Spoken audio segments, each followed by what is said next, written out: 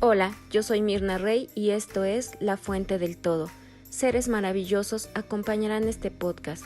Gente como tú y como yo que buscan el porqué y el para qué de todo. Quédate con nosotros porque la verdad te fascinará. Bienvenidos al 10º episodio de este maravilloso podcast. Estoy muy feliz porque lo logramos. Invitado mi querido y maravilloso amigo Milo Adorno, como tema Metafísica no dual parte 2. Y estoy tan emocionada, tan feliz de haberlo logrado, porque entre su agenda súper saturada de Milo Adorno, el horario que él está en Estambul, Turquía, mi horario, la agenda de las personas de las que dependo para grabar el podcast, nomás no se podía.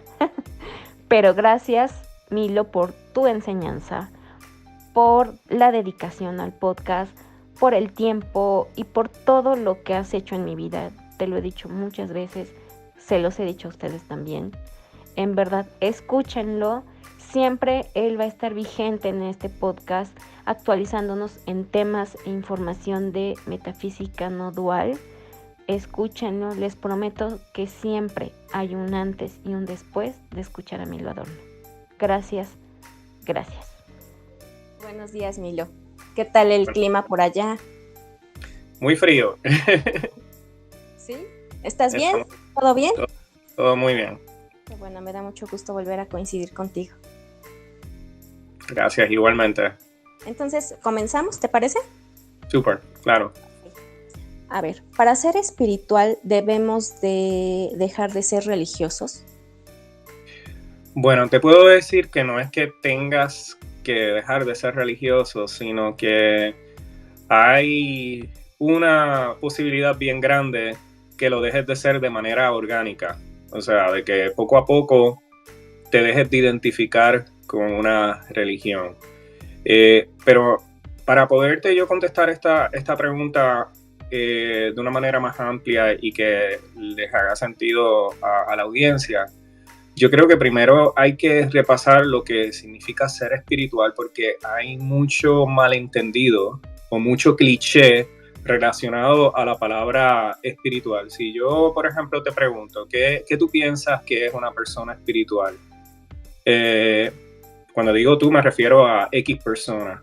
Muy posiblemente la gran mayoría de las personas a las que se le hace la pregunta piensan que una persona espiritual, no sé, es alguien como Buda o como Jesús. Y no solamente que sean como Buda o como Jesús, sino el estereotipo o el cliché de lo que pensamos era Buda o Jesús. Por ponerlo así, un ser elevado que está en una nube, un ser que es santo, intachable, todo virtud, etcétera, porque esos son los clichés que tenemos asociados con la espiritualidad, que nada tiene que ver realmente con lo que significa ser espiritual o lo que es vivir en espíritu. A mí no me gusta utilizar esa palabra de, él es espiritual, etcétera, o ella es espiritual. No, yo siempre uso la palabra que vive en espíritu porque es más certero. Espíritu viene etimológicamente viene de la palabra griega expirare, en latín, expirare. Y expirare es la misma raíz etimológica que da origen a la palabra inspirar. Y eso lo que significa es el soplo de vida. El espíritu es tu soplo de vida. Entonces, una persona que vive en espíritu es una persona que hace todas sus actividades inspiradas. ¿Y qué es hacer algo inspirado? Hacer todas tus actividades desde el corazón, sintiéndolo. Cuando tú haces tu labor de amor, tu trabajo, tú lo estás haciendo con alegría y con entusiasmo. Cuando tú estás escribiendo, lo haces con amor y entusiasmo. Cuando tú estás bailando, lo haces con amor, alegría y entusiasmo. Eso es realmente vivir en espíritu. Lo que pasa es que hemos tergiversado esa palabra, inclusive mucha gente piensa cuando tú hablas de espiritualidad que tiene que ver con fantasmas, con cosas del más allá, nada de esas tonterías. Vivir en espíritu hoy día lo podemos correlacionar con un término que se usa mucho también en estos círculos, que es vivir desde la autenticidad. Tú ser auténtico, tú vives desde el corazón. Con amor. Exacto, pero también vivir desde el corazón es saber cuándo decir no. Por eso Jesús decía, deja que tus sí sean sí y tus no, no. Esa es otra distorsión que hay acerca de la espiritualidad, que la gente piensa que un ser espiritual te va a decir sí a todo el tiempo y que va a ser el hombre más nice sobre la tierra, y no es así. De hecho, si tú, por ejemplo, ves muchos pasajes de la Biblia, Jesús no es el tipo más nice del mundo. No era fácil lidiar con él, porque sus sí eran sí y sus no claramente eran no. Y cuando él no sentía deseos, y voy a utilizar la figura de Jesús porque dentro del mundo latino es lo que más asociamos con la espiritualidad y la religión. Si tú ves muchos de los pasajes de la Biblia, del Nuevo Testamento, con Jesús era una persona muy asertiva. Cuando era sí, cuando era no, era no. De hecho, hay un pasaje bien famoso que es cuando la Virgen María le pide a Jesús que haga el milagro de transformar agua en vino, y al principio él está muy renuente, no lo quiere hacer. Así tan sencillo como que no. Y también está el famoso pasaje de cuando expulsa a los mercaderes del desastre del templo. O sea, la imagen que tenemos de una persona espiritual es que la persona espiritual, primero que nada, que es un santo bajo los criterios tradicionales de la moralidad, de la santidad, etcétera. Esa es la primera distorsión. Y la segunda, que es una persona que todo el tiempo tiene una sonrisa y es Mr. Nice Guy, el señor buena gente con todo el mundo. No. Ser una persona espiritual, por eso vuelvo y te digo que me gusta utilizar la palabra, el término vivir en espíritu. Una persona que vive en espíritu es una persona que vive conectada a su corazón. Y es una persona que actúa de acuerdo a cómo piensa y piensa de acuerdo a cómo siente. O sea, ser una persona espiritual es ser una persona coherente en emoción, en mente y en acción. Auténtico, de momento. Auténtico sin importar las consecuencias. Auténtico sin importar si agradas o no. Ese es un factor bien importante cuando tú vives desde el espíritu. Muchas de las cosas que tú vas a hacer en espíritu va a dar la casualidad de que le van a agradar a muchas personas, fantástico. Pero también van a haber muchas cosas que tú haces desde el espíritu, en espíritu, que no le van a agradar a muchas personas, y tú tienes que estar también ok con eso, que eso no te importe. Entonces, ¿qué sucede con la espiritualidad y la religión? Yo creo que en el episodio anterior te había explicado que la metafísica es lo que engendra muchas de las enseñanzas espirituales, y las enseñanzas espirituales es lo que finalmente engendra las religiones. Las religiones son, yo siempre lo he dicho de esta forma, las religiones son como los equipos de fútbol, como los partidos políticos, son clubes. Son clubes de personas que han seguido a maestros espirituales, y estos maestros espirituales han adquirido sus conocimientos a través de la metafísica. Porque lo que es la religión es la institucionalización de conceptos espirituales que están basados en la metafísica. Entonces, ¿qué sucede? Que la religión, como cualquier otra organización o como cualquier otro partido político o equipo de deporte, toma unas enseñanzas espirituales y las hace institucionales, las hace prácticamente como reglas. Entonces, ¿qué sucede cuando tú creas reglas? Cuando tú creas leyes. Tú sabes que las reglas y las leyes existen, pero tú en muchas ocasiones tú no conoces la causa o la lógica que hay detrás de esas leyes o detrás de esas reglas. Entonces, el problema con la religión es que están basadas en enseñanzas espirituales que muchas veces vienen distorsionadas por los seguidores de maestros espirituales y son luego presentadas a las masas sin que haya un trasfondo de dónde viene esto, por qué esto es así.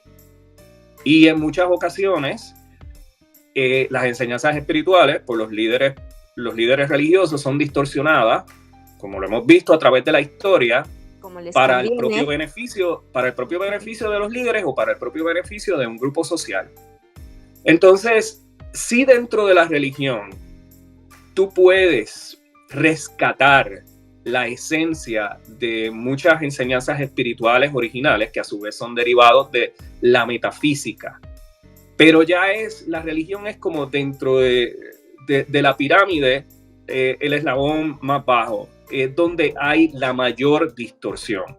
Ahora, tú puedes ver la religión como precisamente eso, como un club. Lo puedes ver como un lugar social donde si tu familia todavía son practicantes de una religión, tú tienes una experiencia de comunión con ellos. Mi familia es católica, yo estudié en un colegio católico toda mi vida y tuve que estudiar la Biblia, tuve que estudiar el Nuevo Testamento, etc. Entonces podríamos decir que yo soy culturalmente católico, porque yo me conozco el catolicismo y el cristianismo de rabo a cabo, pero no lo soy a nivel de miembro, a nivel de yo identificarme con esa religión, por razones obvias, por la evolución que he tenido.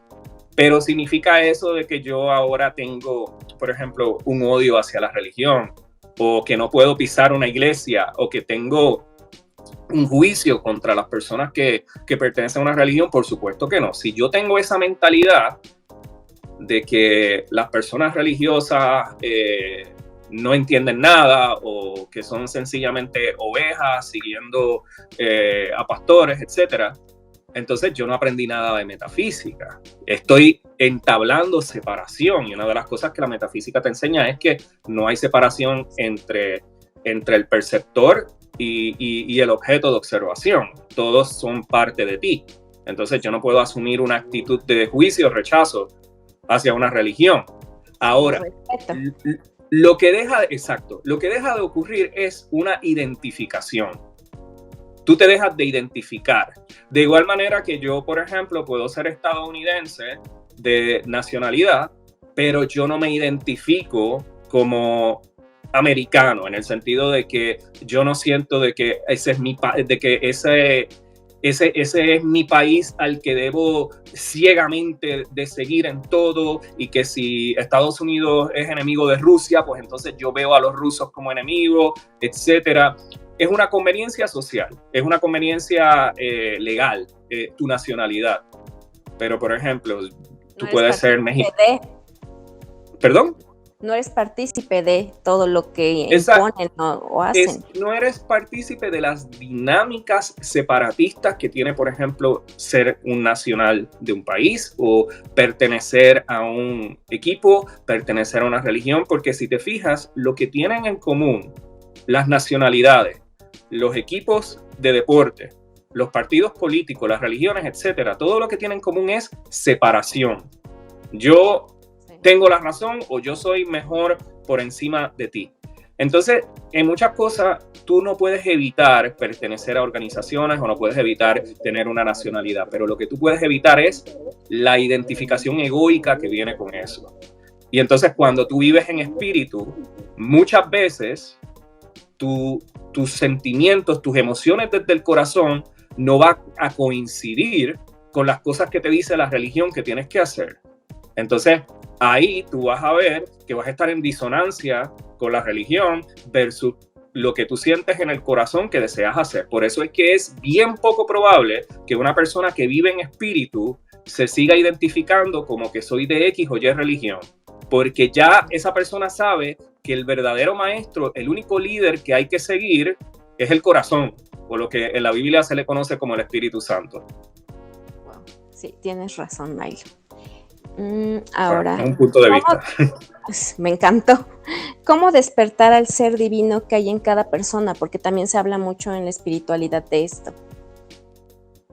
Sí, nuevamente, está bien relacionado con la primera pregunta. Primero, que hay que comprender que el ser divino no es que tú de momento te volviste un santo, o de que estás haciendo milagros en el sentido tradicional.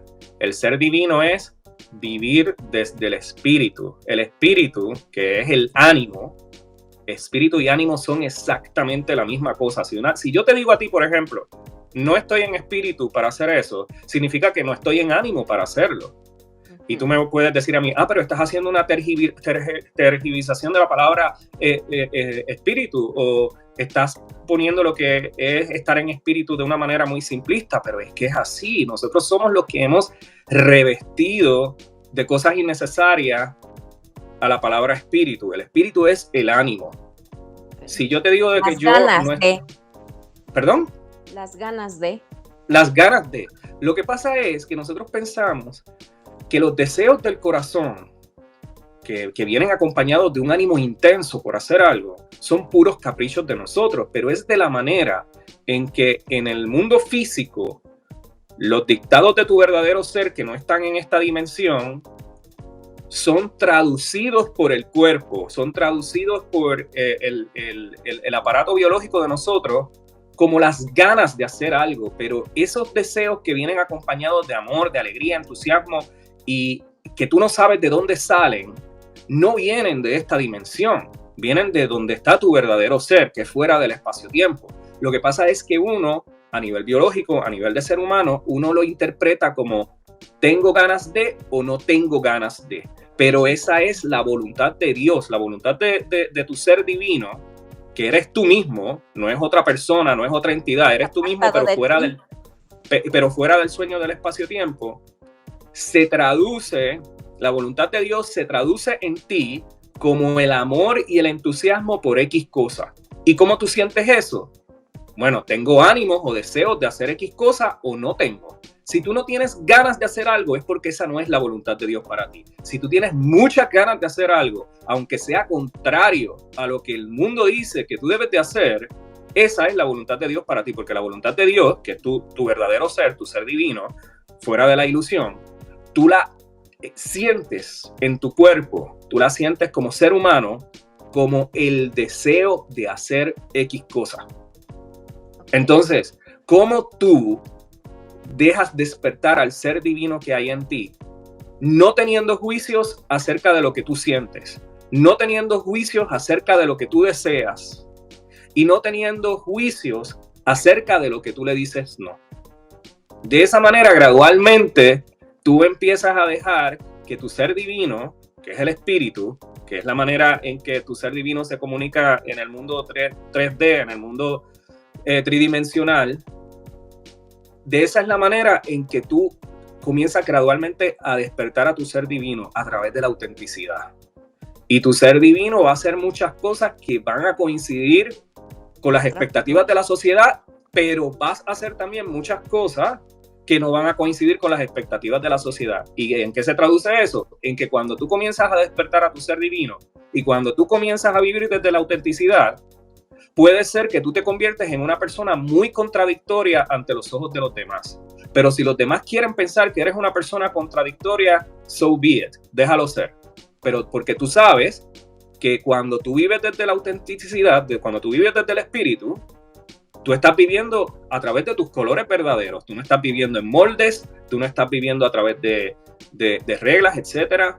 Ahora, hay una correlación también, que esto es bien importante, porque no significa tampoco que una persona que vive desde la autenticidad es el canalla más grande del mundo. Hay una correlación también, y de aquí es que vienen las distorsiones de lo que es ser espiritual, que cuando tú vives desde el corazón, tú haces muchas cosas que son nobles, tú haces muchas cosas que son amorosas.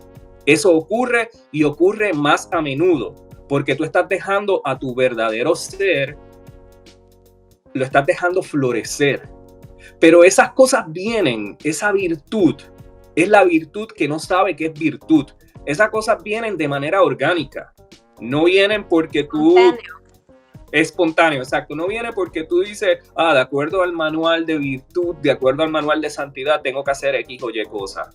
Salen de manera orgánica, salen de manera espontánea. Y de ahí entonces es que vienen los clichés de lo que es ser una persona espiritual, que la gente siempre piensa que una persona espiritual es una persona dadivosa, una persona en amor, etcétera. Pero no es porque tú dices, esta es la fórmula de ser espiritual, es porque esas cosas surgen orgánicamente cuando tú sabes que todo el tiempo estás interaccionando contigo mismo.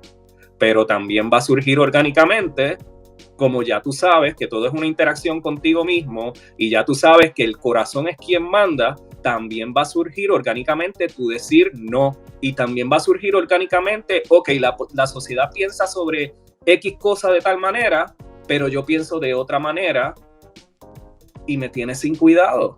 Y me tienes sin cuidado también si te agrado o no. Sí. Fantástico si te agrado, fantástico si no te agrado. Yo creo que en esa parte es como ser tajante de tus ideales y también de tus emociones. Sí, se trata de dos cosas. Se trata de ser responsable con lo que sientes, coherente en mente, en emoción y en acción. Sí. Y se trata también de ser asertivo. Cuando tú evades, cuando tú das excusas, cuando tú actúas por compromiso, es porque tú tienes miedo a no agradar. Entonces, cuando tú vives en espíritu, te importa un comino no agradar. Si agradaste bien, si no agradaste, fantástico.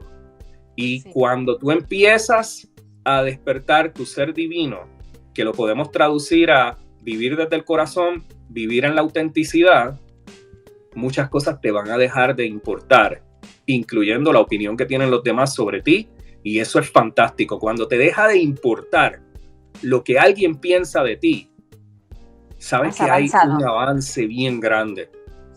Cuando eso deja de ser un factor determinante. A mí me dijeron, por ejemplo, cuando cerré la cuenta de Facebook, que es donde está mi audiencia bien grande, me dicen, pero ¿cómo tú vas a hacer eso? O sea, eso es un suicidio en social media. Tú no sabes todas las consecuencias que vas a tener cuando regreses, el algoritmo te va a matar, etcétera. Pero eso fue lo que yo sentí en el corazón hacer en ese momento. Yo no voy a ser un esclavo del algoritmo, yo no voy a ser un esclavo del social media. Entonces, eso es un ejemplo de cómo cuando tú sigues al espíritu, tú vas a hacer cosas que pueden ir en contradicción a lo que la gente te va a decir que es sabio o lo que es más práctico, lo que es más conveniente. Pero cuando tú actúas coherentemente, como tú piensas, como tú sientes, tú vas a hacer cosas entonces que mucha gente no va a estar cómoda con ellas, pero tú te sientes perfectamente bien. Y te genera si te genera felicidad, ideal. Claro. Ok, me encantó. A ver, te voy a decir otra. ¿Por qué Neville hacía mucha referencia, hablando de lo que también has escuchado mucho, que nos mencionaste en el anterior episodio, que Neville Goddard hace mucha referencia al uso de la imaginación? Porque la imaginación es el campo cuántico, donde existen todas las posibilidades. La percepción que se tiene de la imaginación es algo que uno se inventa. La imaginación es más bien tú tener un atisbo, ¿cómo podríamos expresarlo? Más bien como tú abrir un archivo, ya sea en tu computadora o un archivo en una biblioteca, etcétera, y ver todas las posibilidades infinitas que hay ahí para ti. La idea que se tiene de la imaginación es algo que tú te inventas, que tú creas, pero realmente la imaginación es, tú vas a tu mente a tu mente universal, que es la mente de la que tú eres parte, y aquello que tú imaginas es realmente aquello que ya existe, porque todo lo que tú te imaginas existe. Si no existiese, tú no te lo pudieses imaginar. Aquello que tú imaginas es algo que existe, pero todavía no es visible en la dimensión 3D, en esta dimensión. No es tangible. No es tangible, pero existe como creación, ya está creado. Por eso tanto un curso de milagros como las enseñanzas de Neville Goddard te dicen que todo ya está creado. Lo único que tú tienes que hacer es ser consciente de ello y decretarlo como creado para que se manifieste. Cuando tú imaginas algo a nivel mental, lo que tú estás es viendo algo que ya existe, pero que todavía no es tangible para los sentidos físicos. ¿Cómo tú haces algo tangible para los sentidos físicos? En otras palabras, verlo en lo que uno piensa que es la realidad. Creyendo firmemente que eso ya existe. A nivel mental, que es lo mismo que el nivel espiritual, las cosas se manifiestan instantáneamente. Por ejemplo, si yo te digo ahora mismo, imagínate que estás en el Trocadero en París con una vista a la Torre Eiffel. Yo me imagino que tú ya te lo imaginaste y ya te vistes ahí. Eso ocurrió instantáneamente. Sí. Eso ya existe, eso fue creado. Ahora bien, ¿cómo tú haces que eso que existe en el campo cuántico, en el campo de todas las posibilidades, se materialice físicamente? Eso tú lo haces a través de la convicción total de que eso ya existe, eso ya está creado, y tú te refieres verbalmente y mentalmente a eso como una realidad que ya existe. Tú no lo ves como futuro, porque si tú lo ves como futuro, siempre se queda en el futuro. Tú hablas de ti misma como este viaje que estoy haciendo en París. Oh, yo estoy viendo desde el Trocadero, estoy viendo esta vista hermosa de la Torre Eiffel. ¿Qué es lo que va a suceder? Si tú estás firmemente convencida de que eso ya existe, de que eso ya pasó, ya está ahí, el universo, que es realmente tu mente subconsciente, comienza a buscar la manera de que en esta dimensión ese resultado final ocurra. Entonces lo que el universo comienza a hacer, la mente subconsciente lo que empieza a hacer es organizar la serie de pasos, la serie de procesos que te van a llevar a ese resultado final. Entonces, alguien que tiene una mentalidad muy pragmática, alguien que tiene una mentalidad muy del mundo te va a decir, tú no acabaste en el Trocadero en París porque tú te lo imaginaste, tú acabaste ahí por X o Y cosa que fue causa y efecto que al final te llevó allí, como el que se imagina que y cree firmemente que va a ser billonario y luego se saca la lotería. La gente le dice, no, tú no eres billonario porque te lo imaginaste, tú eres billonario porque te sacaste en la lotería. Lo que pasa es que en el mundo 3D todo ocurre de una manera que parece lógica y que parece ordenada para la mente ego, porque la mente ego es la mente que crea el universo del espacio-tiempo, la mente que crea la individualidad. Entonces todo lo que tú imaginas no ocurre en esta dimensión sin ninguna justificación e instantáneamente. Todo lo que tú imaginas ocurre en esta dimensión de una manera que parece lógica para los sentidos y ocurre a través de procesos. Yo creo que es como que creas las posibilidades para que eso ocurra. Tú lo que haces es que creas el final y la mente subconsciente crea toda la novela que ocurrió antes de que tú llegaras al final. Eso es lo que ocurre. Por eso es que en muchas ocasiones va a suceder que tú tienes un resultado final y tú crees firmemente que eso va a ocurrir. Pero para que ese resultado final llegue, tiene que ocurrir una cadena de eventos que en muchas ocasiones, si tú no entiendes cómo esto funciona, tú vas a pensar, bueno, pero están ocurriendo eventos totalmente contrarios para que ocurra lo que yo deseo desde mi corazón.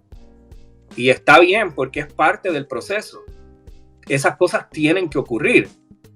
Esos pasos tienen que ocurrir para tú llegar al resultado final. Yo siempre doy el ejemplo de que, por ejemplo, tú puedes tener un paquete de vacaciones en un hotel maravilloso y bello frente al mar. Pero yo creo que todos hemos tenido la experiencia de hacer un viaje y que en el camino a llegar al hotel lindo donde nos vamos a quedar, atravesamos por barrios que nos dan ganas de salir corriendo. Y uno dice, wow, no me imaginaba que en este país también hubiesen esos lugares tan feos, por ponerlo así, usando palabras simplistas. Todos hemos tenido esa experiencia que para llegar a un lugar bonito, atravesamos lugares que son lo contrario a nuestro destino final. Pero ¿niega eso que vamos a llegar al destino final? Por supuesto que no. Es parte del camino para llegar al destino final. Entonces, de igual manera, en muchas ocasiones, para que ocurra aquello que hemos imaginado y decretado como cierto, el universo crea una serie de cadena de eventos que en muchas ocasiones te lleva por situaciones que parecen negar que lo que tú imaginaste va a ocurrir. Pero ahí tú tienes que recordar el ejemplo de cómo para llegar a tu destino paradisíaco, tú tienes en ocasiones que atravesar barrios desagradables. Es parte del camino. Y no porque estés atravesando situaciones difíciles, significa que eso es una negación de que vas a llegar a tu destino final. Pero ¿qué sucede? Que cuando vemos cuando vemos que las cosas se están poniendo feas o que estamos atravesando barrios difíciles, barrios que no son estéticos, pensamos, esto no va a ocurrir. Perdemos la fe. Y tú sabes lo que pasa. Tú sabes lo que pasa cuando tú pierdes la fe. Es como cuando tú le dices entonces al taxista, yo no creo que yo voy a llegar a ese hotel, mejor déjame aquí. Y te bajas entonces en ese barrio que no te gusta porque tú pensaste que no ibas a llegar al destino final. Cuando tú estás atravesando momentos difíciles y tú pierdes la fe o tú dices, si está ocurriendo esto es porque lo otro no va a ocurrir, ahí como quien dice, tú le cancelas la orden a Amazon. Ahí como quien dice, tú cancelaste la cadena de eventos. ¿Por qué? Porque la gasolina, volviendo con la analogía, la gasolina que le estaba dando, la gasolina con la que el auto se estaba moviendo hacia el destino paradisíaco, hacia el hotel, es tu fe. Y cuando tú pierdes la fe porque estás atravesando los vecindarios feos, es como tú quitarle la gasolina al auto y te quedaste estancado en el vecindario feo. Entonces, la clave para que todo aquello que tú deseas desde tu corazón ocurra es tú verlo como hecho. Hecho está. De hecho, la palabra amén, que viene del arameo, significa hecho está. Okay. Así es. ¿Por qué? Porque lo que tú decretas es y será. Exacto. Y tienes que tener una fe ciega, independientemente de las circunstancias, porque tu fe es el motor, es la gasolina que le da al espacio-tiempo la energía para mover y organizar toda la cadena de eventos que tienen que ocurrir para que tú llegues a lo que tú imaginaste. Y eso te va a llevar a través de caminos convencionales y caminos no convencionales. Por eso yo le digo a las personas, por ejemplo, que tienen algún tipo de enfermedad crónica o algún tipo de enfermedad terminal, tú simplemente imagínate sano. No decidas si va a ser a través de medicina alterna, si va a ser a través de medicina tradicional. Eso no te toca a ti decidirlo. A ti no te toca decidir la cadena de eventos. Tú te puedes curar a través de medicina alternativa o te puedes curar a través de medicina tradicional. La cadena de eventos no te toca a ti decidirla. Sí, es como tienes que estar convencido de que el camino, aunque sea complicado, es el camino que tienes que pasar también de repente. Sí, en muchas ocasiones también el camino es súper fácil, porque también de que el camino tiene que ser complicado es una creencia. Si tú dices, por ejemplo, si tú te convences a ti misma, yo alcanzo todos mis sueños y todos mis deseos de la manera más fácil y más cómoda, y tú crees eso firmemente, tú alcanzas tus sueños y tus deseos de la manera más cómoda y de la manera más fácil y sin esfuerzo. Pero si tú piensas que para alcanzar las cosas hay que alcanzarlas con esfuerzo y pasando un trabajo increíble y pasando muchos sinsabores, tú alcanzas todo lo que tú sueñas y deseas, pero a través del camino más complejo, a través del camino más difícil y con muchos sinsabores, porque tu creencia es que para alcanzar las cosas se necesita atravesar calvarios. Y eso es una creencia. Pero si tú sustituyes tu creencia, recuérdate que tú eres el Señor del espacio-tiempo. Todo lo que tú decretas como hecho está. Y eso incluye tus creencias. Si tú crees firmemente, yo no tengo que pasar trabajo ni esfuerzo para que las cosas se me den, tu palabra es ley. El genie in a bottle, el genio en una botella, es una metáfora de la mente subconsciente. Tus deseos son órdenes, le dice el genio de la botella a quien se le aparece. ¿Cuáles son tus deseos? Tus creencias. Tus creencias son órdenes, aunque sean las creencias más disparatadas del mundo, juzgado por el mundo. Aquello que tú crees firmemente se materializa. Por eso, una persona que es atea o una persona que es muy pragmática siempre siente que tiene la razón y siempre tiene la impresión de que el mundo le confirma sus creencias y dice, pero tú ves, o sea, yo tengo la razón por X o Y cosa. Y esa persona vive siempre en esa convicción que desde la mente racional todo se justifica. Pero ¿es porque el hombre es supremamente inteligente y se la sabe toda? ¿O es porque sus creencias se convierten en realidad, es porque sus creencias se convierten en realidad, porque este mundo es una profecía autocumplida. Aquello que tú crees firmemente se materializa, y aquellas creencias en las que tú crees firmemente, tú vas a ver evidencia de ellas en todas partes. Wow. No hay como tal una verdad que es inamovible y objetiva. La verdad siempre en el espacio-tiempo. La verdad siempre es, lo que se materializa siempre es, mejor dicho, aquello en lo que tú crees firmemente. ¿En qué es lo que tú crees firmemente? Eso tú lo decides. Por eso Jesús, cuando hacía milagros, ¿qué le decía a las personas que él hacía milagros? Tu fe te ha salvado. Él no le decía, fui yo quien te salvé. No, él le decía, tu fe te ha salvado. ¿Por qué? Porque esas personas ponían la fe de ellos en Jesús. Pero ¿era Jesús realmente quien los estaba salvando?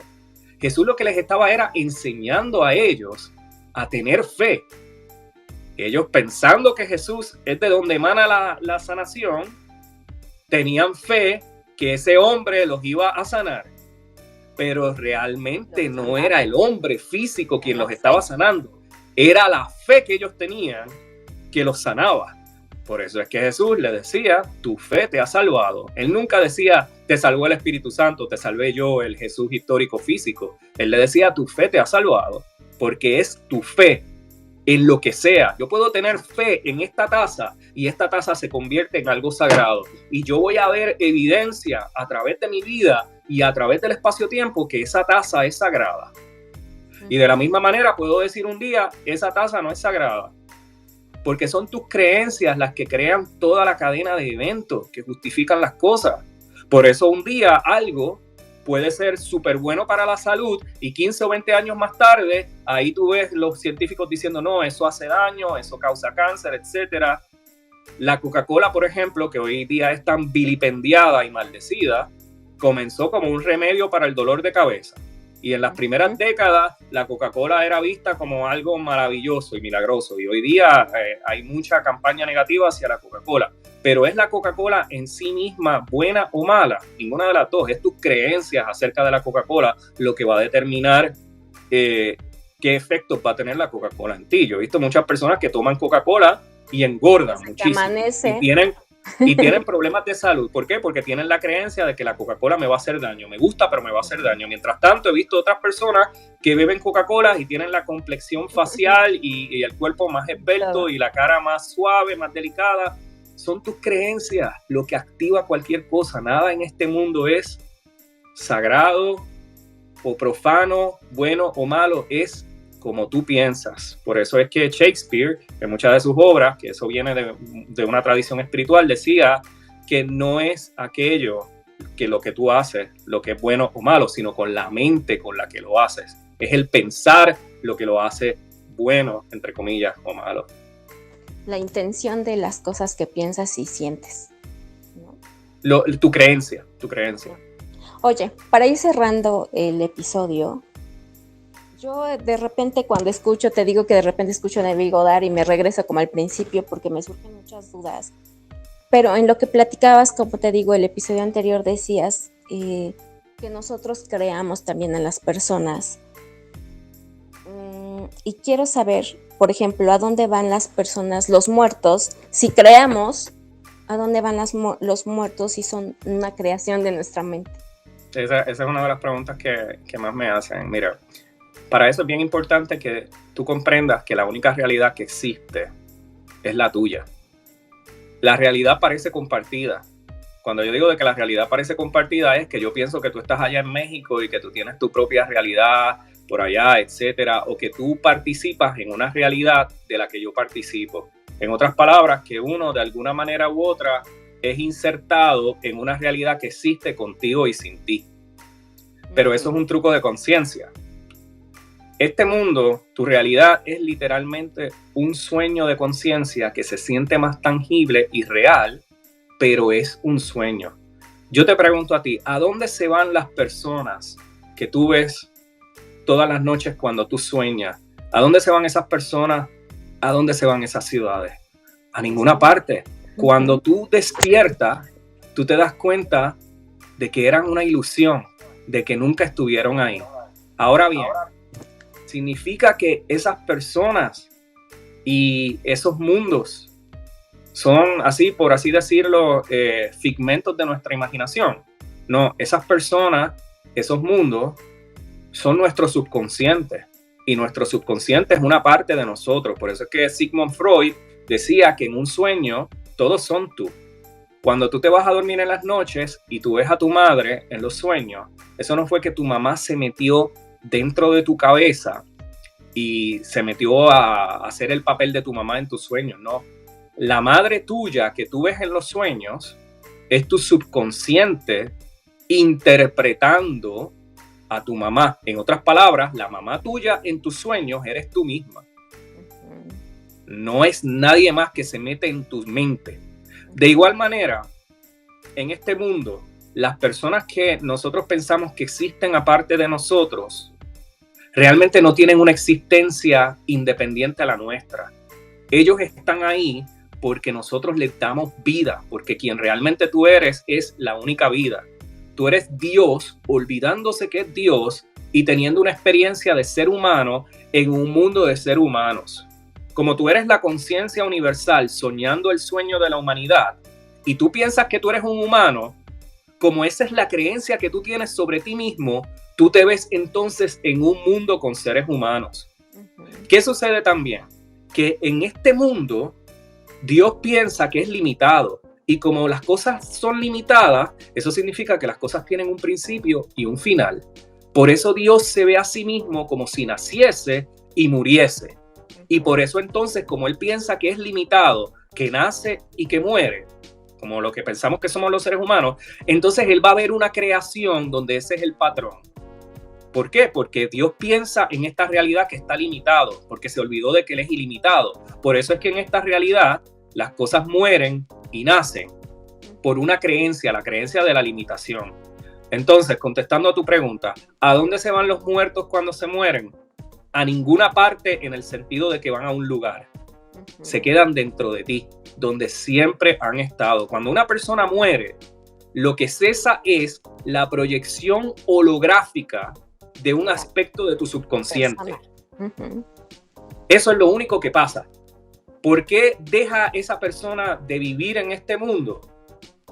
No por una ley de la naturaleza, eso es lo que parece en esta dimensión. Esa persona deja de vivir porque tú vienes a este mundo con la creencia de que eres limitado y por lo tanto tú eres limitado y todo en tu mundo es limitado. Por eso es que tarde o temprano las personas mueren.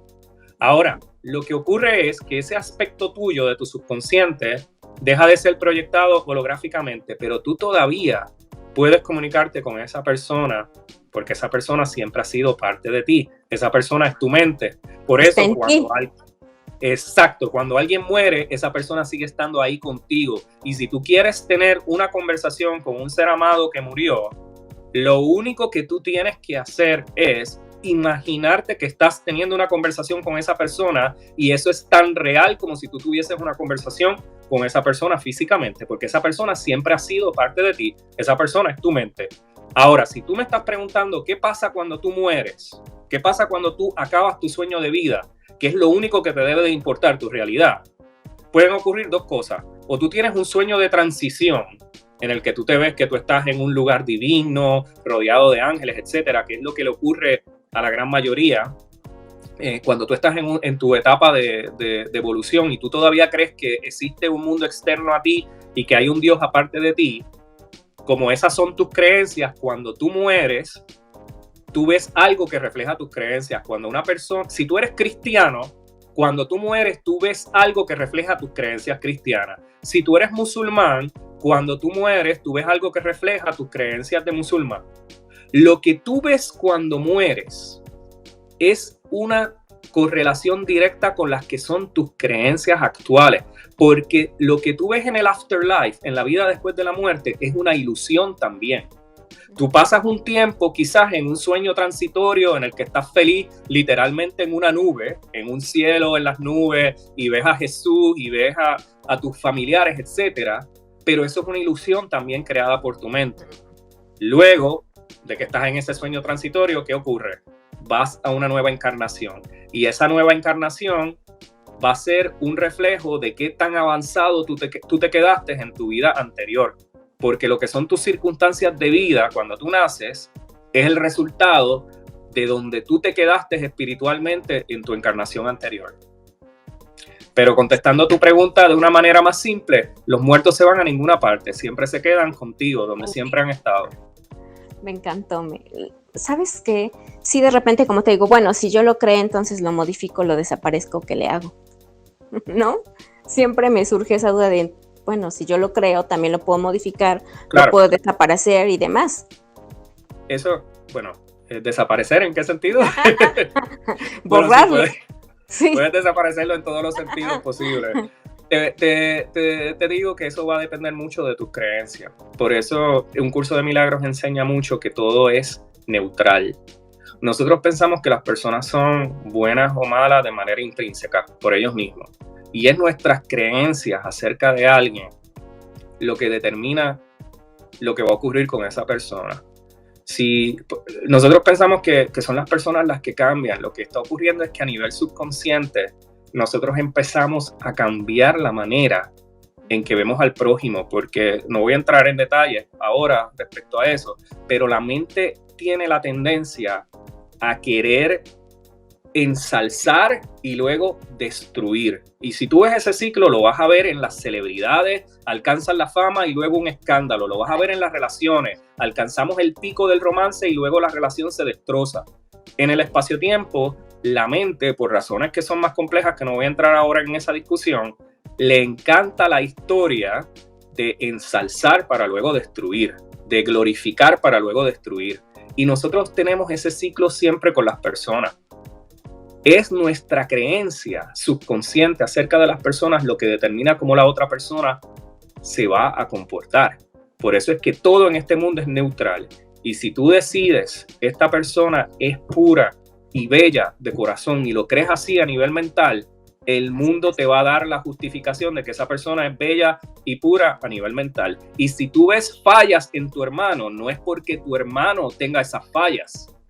Es porque tú se las has asignado a él, porque son reflejos de lo que hay dentro de ti, que entonces tú lo proyectas externamente y parece ser que es otra persona quien tiene las fallas. Por eso Jesús decía, volviendo a Jesús, y uso mucho a Jesús porque como latinos es con la figura que más nos identificamos, Jesús decía, sácate primero la paja de tu ojo antes de estar criticando la paja en el ojo de tu hermano, porque lo que tú ves en tu hermano es un reflejo de lo que hay dentro de tu subconsciente. Quizás tú no lo manifestaste en el personaje principal, pero recuérdate que todos son tú. Y lo que tú no manifiestas en el personaje principal, lo vas a manifestar en lo que tú piensas que es el mundo externo. Entonces, si tú quieres librar a alguien de algo que tú sientes que es desagradable, lo que tú tienes que hacer es imaginarte a esa persona en perfección de circunstancias. Tú me dices que nosotros podemos desaparecer gente. Bueno, yo te puedo decir que en teoría sí, pero nadie que está conectado al amor y en espíritu va a imaginar erradicar a alguien de la faz de la tierra. Tú tienes ese poder, por supuesto que lo tienes, pero no sería un buen uso de tu poder. Imagínate, no sería tan fácil. ¿Qué haríamos, Milo? Nadie, por eso te digo que cuando tú entiendes metafísica, entonces tú puedes entender de dónde salen muchas enseñanzas espirituales y tú actúas con virtud, pero sin estar pensando que eres virtuoso. Nadie que está conectado a su espíritu, nadie que conoce de las verdades metafísicas ni de las enseñanzas espirituales de corazón va a desear hacerle daño a alguien. ¿Por qué? Porque yo a través de mi poder mental, yo a través de mi poder mental te puedo imaginar a ti en la peor de las circunstancias y yo lograr que eso te ocurra a nivel mental, lo decreté y ocurre, pero guess what? Adivina qué. Luego eso me regresa a mí. Ay, no. Por eso es que en la ilusión, el que a hierro mata, a hierro muere. Pero no es porque eso sea el karma que está regresando. Tú ves que la mayoría de los dictadores, la mayoría de los narcotraficantes, la mayoría de los criminales, etcétera, tienen muertes violentas, que son un reflejo del tipo de muerte violenta que ellos daban, pero no es que Dios los castigó, es ley metafísica. Todo lo que tú haces al prójimo te regresa, para bien o para mal, y te regresa multiplicado. Entonces tú puedes desear eso y puedes construir toda la cadena de eventos que ocurren en el espacio-tiempo, pero luego eso te regresa a ti. Entonces tú no quieres hacer uso de tu poder de esa manera. No. ¿Te parece que grabemos una tercera parte? Porque nos faltaron como 3 preguntas. No, por supuesto, claro que sí. Claro que sí. ¿Parece? ¿Te gustó? Me encantó. Ok, ¿nos puedes repetir nuevamente qué está pasando con el libro? El grueso de este material yo lo escribí durante los años en que estuve trabajando como profesor y tenía que combinar mi trabajo de profesor con lo que el contenido que producía para las redes sociales más el tiempo para escribir. En los últimos 2 años, desde que me volví independiente, he acelerado en el trabajo y ahora estoy en la etapa final. Pero ha sido un libro que me ha tomado prácticamente 7 años escribir, porque te diría yo que 5 años de ese tiempo no lo estaba escribiendo a tiempo completo. Estoy ahora mismo en el proceso de edición. En términos de contenido, el libro ya está escrito. Lo que estoy es en términos de edición. En la edición del capítulo final hay un anexo que es como una especie de capítulo extra. Pero estoy en la etapa final de edición del libro. Pero yo antes me preocupaba mucho, ¿no? El libro tiene que salir en este momento. El libro va a salir cuando tenga que salir, en tiempo y orden divino. Quizás sale a finales de este año, quizás sale en el 2025 y quizás sale nunca. Y tengo que hacer las paces también con eso. Okay. Porque ocurre lo que es lo mejor. Oye, ¿y ese libro lo vamos a comprar en Amazon, en una plataforma? ¿Lo va a ver digital, físico? ¿Cómo será? Bueno, la idea es que esté disponible. Mi sueño es que esté disponible de todas formas. Yo lo quiero. Claro, okay. Claro que sí. Tendrás una copia. Oye, y también nos comentabas que regresaste a las redes sociales. Sí, estoy en Facebook y en YouTube. En YouTube, la particularidad que va a tener, o que ya tiene, el jueves sale mi primer episodio, es que las enseñanzas las estoy grabando en un formato más largo. Si tú quieres entender estas enseñanzas más a fondo, pues estoy creando una serie de videos que son exclusivas para YouTube, porque en YouTube es donde va la audiencia normalmente que tiene la paciencia de ver videos largos. Esos videos largos van a estar en YouTube. Y en YouTube también van a estar disponibles los cortos de 1 minuto. Los cortos de 1 minuto yo los subo a YouTube y también los voy a estar subiendo a Facebook. Por ahora, esas son las únicas 2 redes que tengo abiertas, Facebook y YouTube. Y el material que estoy publicando o que voy a estar publicando por el momento en las redes, por cuestiones de tiempo, por el trabajo del libro, son solamente los videos. No voy a estar publicando ensayos o imágenes con citas, etcétera, porque ya pues toma más tiempo producir esas cosas. Entonces quiero, si voy a producir contenido para las redes sociales, me quiero enfocar en lo esencial, y yo entiendo que la gente aprende mejor a través de lo visual, con cápsulas cortas, y el material entonces expandido en los videos que solamente estarán disponibles en YouTube. Okay. Y son los videos de enseñanzas largas. Un problema que he tenido a través de los años es que tengo una audiencia mixta, tengo una audiencia en inglés y otra audiencia en español. Y de la manera que he resuelto esto es que los videos los voy a producir en el idioma que en el momento me salga de corazón, y van a tener subtítulos en el otro idioma. Por ejemplo, el primer episodio sale en inglés, es en inglés, pero con subtítulos en español. Cuando me salga en espíritu hacer un video en español, lo hago en español, pero con subtítulos en inglés, pero sin estar haciendo la versión en inglés y en español como hacía antes, porque eso es bien desgastante. Me da muchísimo gusto. Te vamos a seguir, te vamos a compartir. Vamos a poner aquí en el video el link de tu Facebook, de tu Instagram, ¿no? Solo YouTube, ¿verdad? No, solamente tengo Facebook y YouTube. Ok, para que te sigan y estemos muy pendientes de tu contenido. Muchas gracias. Muchas gracias, Milo. Bonito día. Un bonito día. Bueno, bonita noche a ambos. Bonito día. Que estés muy bien. Gracias. Te mando un beso. Gracias, amigo. Igual. Si todo es cuestión de la mente, si como creemos, creamos, más nos conviene crearnos una vida maravillosa.